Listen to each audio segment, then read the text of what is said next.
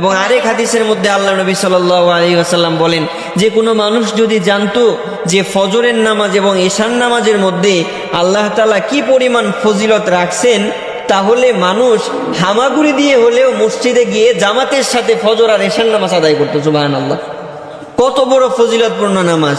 যে এটার মর্যাদা কেউ যদি জানতো তাহলে হামাগুড়ি দিয়ে হলেও সে যেতে পারতেছে না, তারপরেও হামাগুড়ি দিয়ে গিয়ে গিয়ে মসজিদে গিয়ে ফজরের নামাজটা সে আদায় করত, যদি এইটার মর্যাদা সে জানতো। আমরা যদি সামান্য হামাগুড়ি কেন, একটা 200 টাকা দামের টিকিট মিস হবে যদি আজকে আমি গাড়িতে ঢাকা না যাই, ওই 200 টাকার জন্যই আমি কি করি, ফজরের নামাজের সময় অ্যালার্ম দিয়ে রাখি, তারপরে ভোরে কিভাবে উঠতে হয় কতজনকে বলে রাখি, শুধুমাত্র 250 টাকার একটা টিকিট আমার নষ্ট হবে। এই জন্য ফজরে উঠে এই 250 টাকা রক্ষা করার জন্য আমি ট্রেন ধরার জন্য কত আগে উঠে যাই। কিন্তু কল্পনা করে দেখেন, আল্লাহর নবী বলছেন